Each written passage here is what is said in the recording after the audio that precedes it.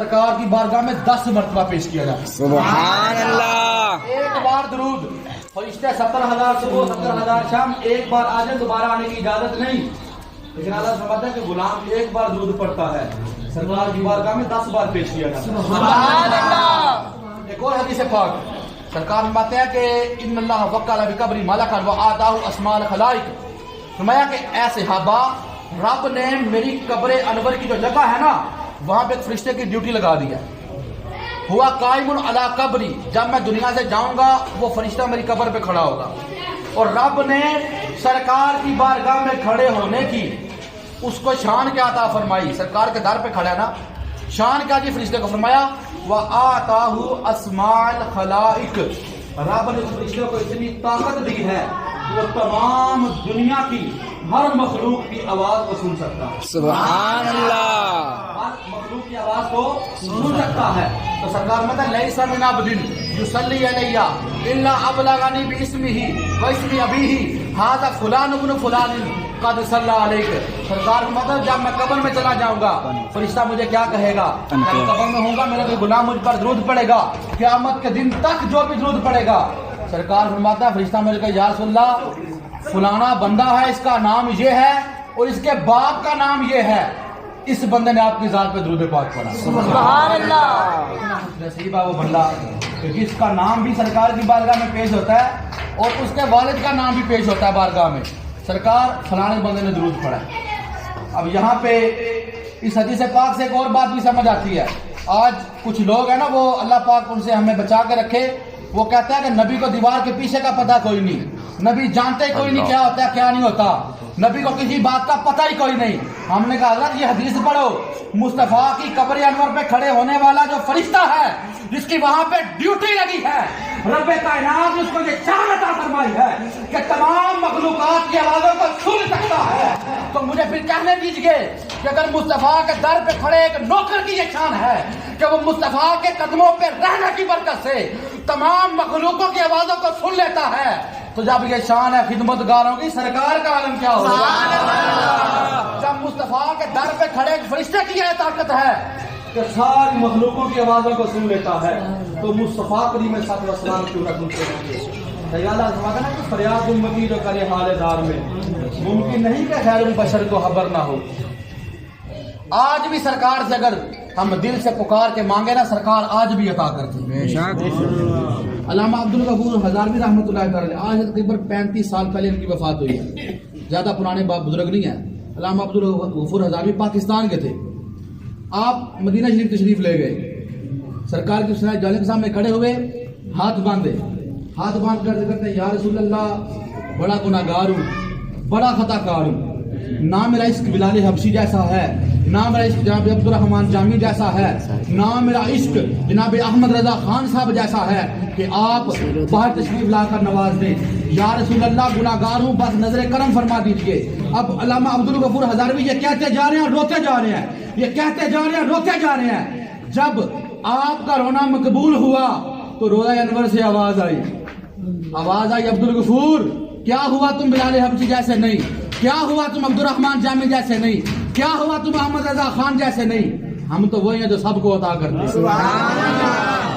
دیکھنے والے کہتے ہیں جب یہ آواز آئی بعد میں سرکار کا دست انور باہر آیا اور علامہ عبدالغفور ہزاروی نے سرکار کے دست انور کو بوسہ دیا، بعد میں دست انور غائب ہو گیا۔ سبحان اللہ۔ سرکار آج بھی عطا کرتے ہیں لیکن کوئی مانگنے والا ہو، اور ہم میں یقین کریں، میں کتاب میں پڑھ رہا تھا رب نے سرکار کی برکت سے پچھلی امتوں کے لوگوں کو بڑا کرم سے نوازا ہے۔ سبحان اللہ۔ کتاب کا نام ہے علامہ اسماعیل حقیقی کی تفسیر روح البیان، دوسری کتاب کا نام ہے ملفوظات اعلی حضرت سید امام احمد رضا خان صاحب کی کتاب۔ بنی اسرائیل کے اندر ایک شخص تھا، مسدح نام تھا اس کا۔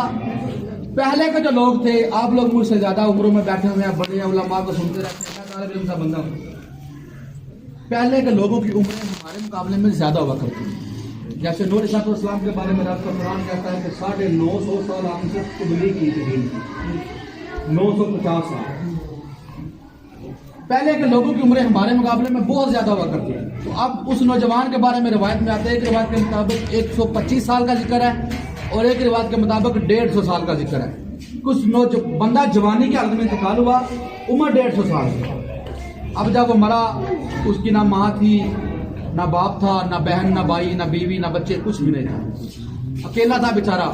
जब मरा, इलाके के लोग इकट्ठे हुए तो कहने लगे कि अब ये मर गया, इसका रिश्तेदार तो है कोई नहीं, तो ये पैदा हमारे अंदर हुआ, जवानी गुजारी, लड़कपन गुजारा, 150 साल तक हमारे दौरान रहकर ये जिंदगी गुजारता रहा।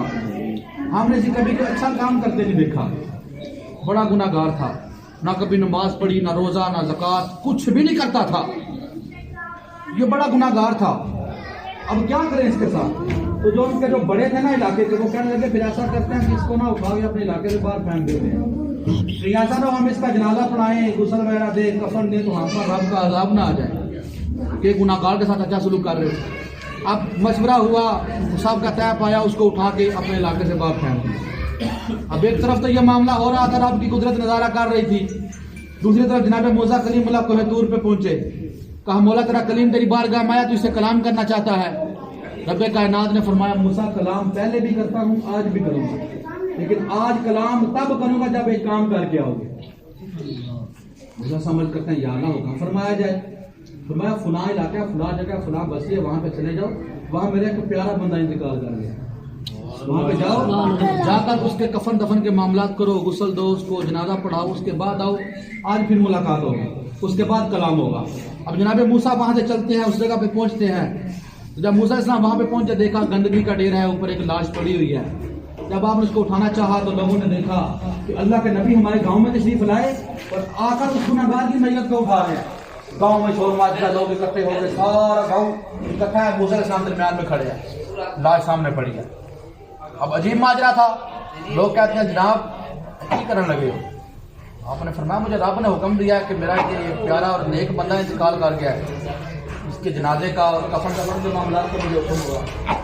लोग कहने लगे सरकार आप अल्लाह के नबी हैं, हम बड़े गुनाहगार हैं, लेकिन हमें ये चीज़ समझ नहीं आ रही। आप फरमा रहे हैं कि रब ने फरमाया कि ये बंदा मेरा महबूब है, मेरा प्यारा बंदा इंतकाल कर गया है। हुजूर ये बंदा पैदा हमारे अंदर हुआ, बचपन गुजरा, लड़कपन गुजरा, जवानी गुजरी, 150 साल तक ये बंदा हमारे अंदर मौजूद रहा। हमने कभी इसको अच्छा काम करते नहीं देखा, कभी नेकी करते नहीं देखा, ना कभी मस्जिद में देखा था नमाज पढ़ रहा हो, ना कभी देखा कि रोजा रखा हो। सरकार आप कैसे कह रहे हैं कि ये अल्लाह का महबूब था? आप कैसे कह रहे हैं ये अल्लाह का यार था? आप कैसे कह रहे हैं ये अल्लाह को प्यारा था?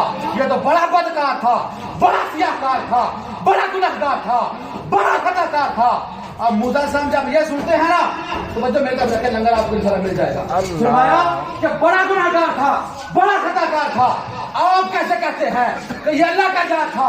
तो रब्बे कायनात ने फरमाया मूसा ये लोग बिल्कुल सच कहते हैं, ये बंदा बड़ा गुनहगार था, बड़े गुनाह किया करता था, ना नमाज पढ़ता था, ना रोजे रखता था, ना ज़कातें अदा करता था, हर वक्त जिंदगी में गुनाह किया करता था। रब्बे कायनात ने फरमाया ऐ मूसा लेकिन ये जवान अपनी जिंदगी के अंदर एक अमल किया करता था। फरमाया जब कभी भी आप पर नाज़िल होने वाले तौरात को खोला करता था ना, जब भी तौरात को खोलता तो जहाँ जहाँ मेरे महबूब जनाब मोहम्मद मुस्तफा सल्लल्लाहु अलैहि वसल्लम का नाम मुबारक आया करता था, तो मेरे महबूब के नाम को पढ़कर अपने अंगूठे चूमकर आंखों पर लगाया करता था, मेरे महबूब की जात पर दरूदे पाक पढ़ा करता था। और रब्बे कायनात ने फरमाया ऐ मूसा मुझे इस नौजवान का ये अमल इतना पसंद आया, इस अमल के सदके में फगफरतु ज़ुनूबहू मैंने इसकी जिंदगी के सारे गुनाहों को माफ कर दिया। सुभान अल्लाह। मूसा इस अमल के बदले में सिर्फ गुनाह माफ नहीं किए, वज़ब्बतहू सबईना हूरा, इस नौजवान का इस अमल की वजह से मैंने 70 जन्नती हूरों के साथ निकाह भी फरमा दिया।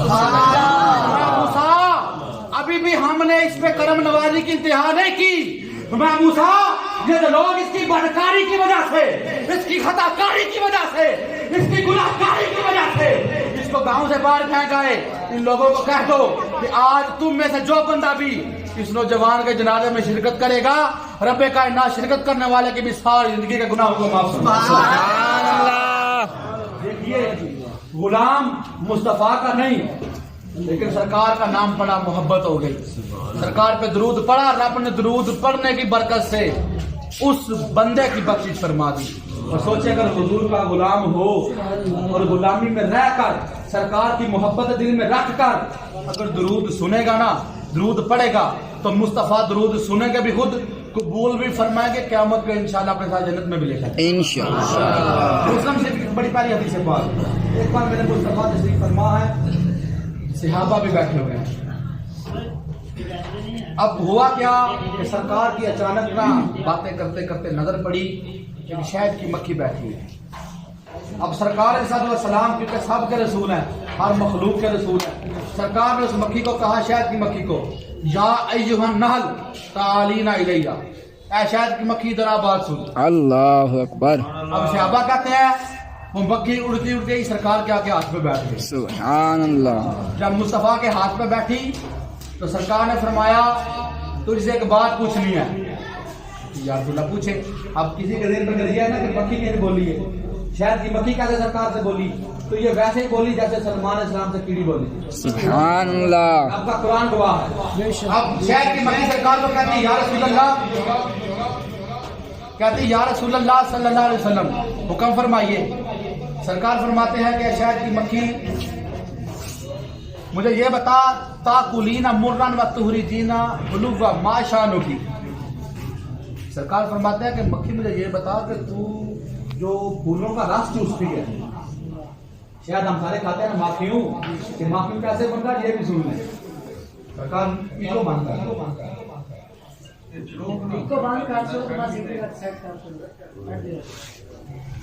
توجہ رکھو۔ اگر اس میں فرماتے ہیں تاکلینا مرن و تخرجینا حلوا ما شانکی، سرکار فرماتا ہے شاید کی مکھی مجھے یہ بتا کہ پھولوں کا جو تو رس چوستی ہے، پھولوں کا رس ہوتا ہے کڑوا، وہ تخرجینا حلوا، جب تو نکالتی ہے تو شہد بن جاتا ہے، ما شانکی، یہ کیسے ہوتا ہے؟ اب سرکار کو پتا ہے، اب سرکار کیوں پوچھ رہی ہے ہم غلاموں کے لیے، وہ بھی ان کو تو پتا ہے، ہمیں بھی پتا چلے کیوں چوستی ہے اور کیسے میٹھا ہوتا ہے۔ آپ گلاب کا نکالے رس، ایک گھونٹ پیے لگ سمجھ جائے گی، شدید کڑوا ہوتا ہے۔ اب سرکار صلی اللہ علیہ وسلم فرماتے ہیں کہ شہد کی مکھی تاکلینا مرن و تخرجینا حلوا، کہ تو جب شہد کی مکھی شہد بناتی ہے، جب پھولوں کا رس چوستی ہے وہ کڑوا ہوتا ہے، جب تو نکالتی شہد بن جاتا ہے ما شانکی، کہ تیری کیا جان ہے؟ اب مکھی کا جواب سنیے گا، وہ کہتے ہیں کلما آکلو العنو علی آدائکا و اہل بیتکا۔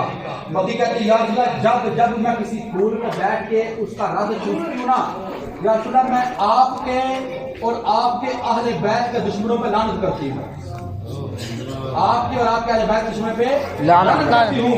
وَكُلَّمَا آكُلُ صلیت علیکا و علی اہل بیتکا، یا رسول اللہ جب میں کسی بھی پھول پر بیٹھتی ہوں، بیٹھ کر رس چوستی ہوں، تو میں آپ کے دشمنوں پہ اور آپ کی اہل بیت کے دشمنوں پہ لعنت تو کرتی ہوں، میں اور جب لعنت کرتی ہوں ساتھ میں آپ کی ذات پر، آپ کی اہل بیت پر درود پاک پڑھتی ہوں، فتکون حلوا، اس درود پڑھنے کی برکت سے رب کائنات اس کڑوے، اس کوڑے جو رس ہوتا ہے پھولوں کا، اس کو میٹھا فرماتا ہے۔ جو میٹھا شہد کھاتے ہیں نا وہ بھی درود پڑھنے کی برکت سے ملتا ہے۔ اٹھائیے حیات الحیوان، امام دمیری کیا لکھتے ہیں، آپ فرماتے ہیں یہ مکھی ہے نا شہد کی مکھی، اس کے چھتے کے اندر پورا ایک سسٹم ہے، جس طرح ہماری کیا فوج کے اندر سسٹم ہوتا ہے نا، فلاں یہ کرنا ہے، فلاں یہ کرنا ہے، فلاں یہ کرنا ہے۔ امام دمیری فرماتے ہیں مکھی جو شہد کی مکھی، اس کے چھتے کے اندر پورا ایک سسٹم ہوتا ہے، اور ان کی ایک سردار مکھی ہوتی ہے۔ اب میں دیکھوں گا، میں سبحان اللہ کا نہیں کہوں گا کون بولے یا کون نہ بولے، دیکھوں گا توجہ سے کون بیٹھا ہوا ہے اور کون میرے پیر علی کا ماننے والا ہے۔ اب میں دیکھوں گا آپ کیسے بولیں گے، سینے سے آواز نکلے گی، مجھے امید اس کو سمجھ آ گئی۔ اب وہ جو مکھی ہے نا، اس چھتے کی سردار صاحب مکھیوں کی، اس کا نام ہے امیر النحل۔ کیا نام ہے؟ امیر النحل، مکھیوں کی سردار۔ اس کا کام کیا ہے؟ امام دمیری لکھتے ہیں حیات الحیوان میں، آپ فرماتے ہیں اندہ مکرات، رب نے اس مکھی کے ہاتھ میں قدرتی طور پہ کینچی عطا فرمائی ہے۔ اس کا کام کیا ہے؟ جب بھی کوئی مکھی باہر سے پھولوں کا رس چوس کے آتی چھتے کی طرف، یشم فاہو، وہ جو ان کی سردار مکھی ہے وہ اس کا منہ سونگتی ہے، मुंह सूंघ के चेक करती है कि दरूद पढ़ दिया या बेदरूदी आ गई, हाय हाय दरूद पढ़ दिया या बेदरूदी आ गई है। फरमाते हैं अगर वो दरूद नहीं पढ़ती, अगर दरूद पढ़ती कहती ठीक है छत्ते में चली जा, अगर दरूद नहीं पढ़ती फयक्ता निस्फैन, उसके दरमियान से 2 टोटे कर देती है। अब जो बताने की बात है, समझने की बात है, सुनिएगा। इस मक्खी का काम क्या है? मक्खी छत्ते के सिरे पे बैठी होती है, मक्खी छत्ते के दरवाजे पे बैठी होती है। काम क्या है? जो बेदरूदी मक्खी आए उसको काट देती है, छत्ते में दाखिल नहीं होने देती। हजरत इमाम दमीरी लिखते हैं इसी मक्खी को यासूब भी कहते हैं, या आइन सीन वाओ बा, यासूब। इस यासूब मक्खी का ये काम है कि बेदरूदी मक्खी को छत्ते में नहीं जाने देती। कूफे का मिंबर है, मेरा पीर अली उस मिंबर की जामे मस्जिद के मिंबर पे बैठ के आप ऐलान फरमा रहे हैं, या अय्युहन्नास अना यासूबुल मुस्लिमीन। मौला फरमाते लोगों, वो मक्खी मक्खियों की यासूब है, किसी बेदरूदी को छत्ते में नहीं जाने देती। मैं अना यासूबुल मुस्लिमीन, मैं मुसलमानों का यासूब हूँ। कल मैं अली क़यामत को जन्नत के दरवाजे पे खड़ा होऊंगा, जन्नत में वही जाएगा जो मेरे मुस्तफा की राह पे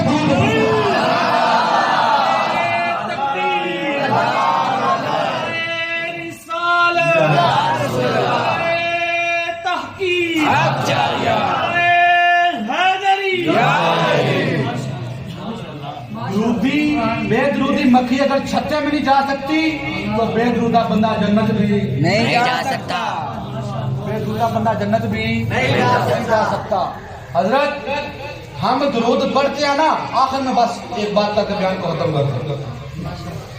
आखिर में एक बात, हम लोग दुरूद पढ़ते हैं, हमारे उलमा कहते हैं दुरूद पढ़ा करो, अज़ान से पहले पढ़ो, बाद में पढ़ो। इनके दलाइल उलमा के अपनी जगह पे हदीसों में है, सब कुछ उलमा के दलाइल उनके पास।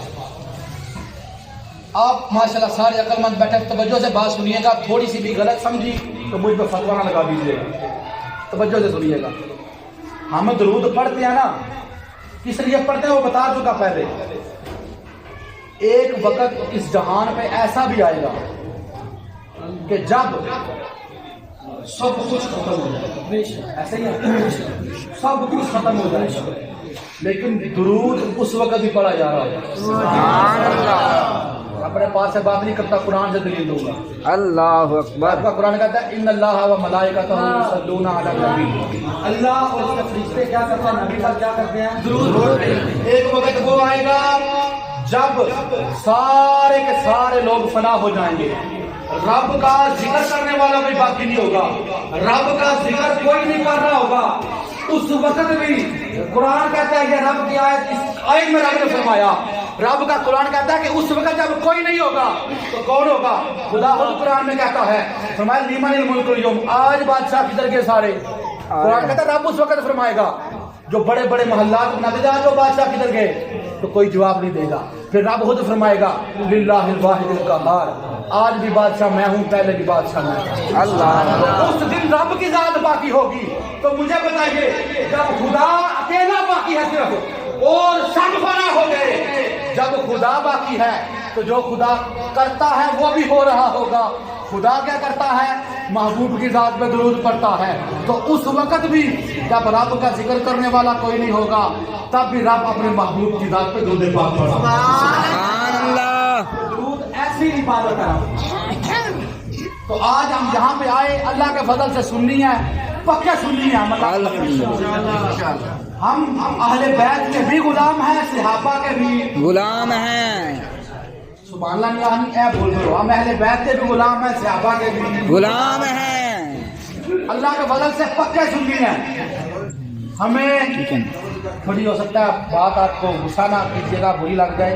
हम सुन्नी है ना, हमें ना खत्मों की कमी है, ना महफिलों की कमी है, ना हमें इस्तेमाल की कमी है, ना ऐसा बैठे, ना बुजुर्ग बैठे हैं, हमें किसी शय की कमी कोई नहीं।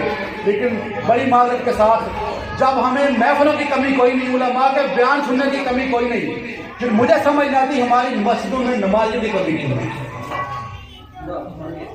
शायद कोई ऐसा दिन गुजरता हो पूरी दुनिया में कहीं पे, जब कहीं पे जिक्र मुस्तफा या जिक्र खुदा ना होता हो, महफिल ना लगती हो, लेकिन उसके बावजूद हमारी मसाजिद की हालत आपके सामने। ہم لوگ سنتے ہیں، ابھی بھی شاید اٹھ کے جائیں گے نا تو دو چار باتیں یاد رہ جائیں، بعد میں اتنا بولیں گے بعد مولوی صاحب کیا سلام سے یہ ہمارے آنے تو بڑا مزہ آ گیا. یہ ہماری عادت بن چکی ہے معذرت کے ساتھ. ہم اتنی بات کریں گے کہ جناب بڑا ٹین مارا مولوی صاحب 4 سال کی یہ بڑھیا گلیاں چاہتے ہوئے دسیاں. لیکن سوچیے گا ذرا ایک بار کہ جو باتیں ہم نے سنی کیا ان پر عمل کرنے کی بھی کوئی کوشش کی کہ نہیں؟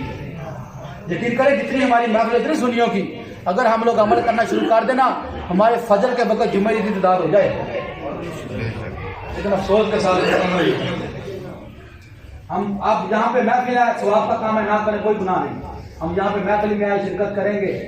اللہ پاک ہمیں ہماری محفل قبول کر کے ہماری ذریعہ نجات بنائے.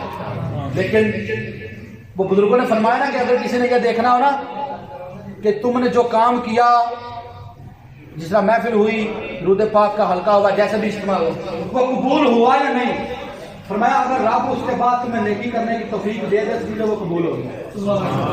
اب میں یہ سمجھتا ہوں کہ اگر ہم لوگ صبح سارے اس لیے بیٹھے ہیں نا، اگر ہم نے فجر کی نماز پڑھی سب نے تو گارنٹی دیتا ہوں کہ یہ محفل قبول ہی قبول ہے. ہم آج یہاں پہ درود پاک کے بارے میں کتنی حدیثیں بیان کی ہے، بالکل تھوڑی سی ہے، سمندر میں سے قطرہ بیان کیا درود پاک کے فضائل. کتابیں لاکھوں ہزاروں لکھی پڑی ہیں درود پاک کے فضائل پہ، کئی ہزارہ حدیث لکھی ہوئی ہیں. فائدہ کب ہے؟ جب آئندہ سے اگر درود پڑھتے تھے تو زیادہ کر دیں، اگر نہیں پڑھتے تھے تو آئندہ سے درود پاک پڑھنا شروع کر دیجیے. کون کو نیت کرتا ہے اگر نہیں پڑھتے تو انشاءاللہ درود پاک پڑھا یقین کرے پڑھا کریں گے نا تو اللہ پاک بڑا فضل فرمائے گا. ایک حدیث پاک سرکار اسلام ارشاد فرماتے ہیں من صلی علیہ فی کل یوم الف مرۃ لم یمت حتی یری مقعدہ من الجنہ.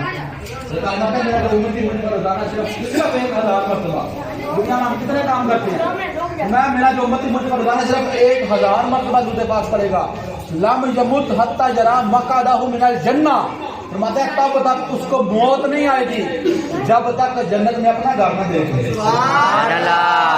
گویا سرکار جنت کی گارنٹی دے رہے ہیں، روزانہ گھر میں درود پڑھو، جنت کی گارنٹی کہ مرنے سے پہلے جنت کا جس گھر میں تم رہو گے رب تمہیں مرنے سے پہلے دنیا میں اس کا نظارہ کروا دے. سبحان اللہ. ایک اور حدیث پاک اس کے بعد بیان کرتا ہوں کہ ہم آج جو ہمارے معاملات چل رہے ہیں، مہنگائی ہے، ہر بندہ رونا روتا ہے، مہنگائی بڑی ہے، پیسے نہیں پورے ہوتے، غربت اس چیز کا نا رزق کا، تو رزق کا ضمانت بھی سرکار نے درود پاک کے صدقے ہمارے لیے ہوئی ہے.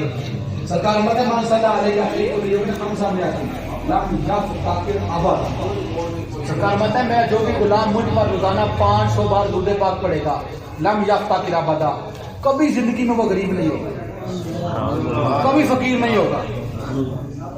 تو کوشش کریں دونوں میں سے ایک حدیث پاک پر لازمی عمل کرنے کی ضرورت ہے انشاءاللہ. جو مرضی ہو جائے انشاءاللہ ہم عادت بھی درود پاک کی بنائیں گے اور انشاءاللہ روزانہ پابندی کے ساتھ پڑھا بھی کریں گے.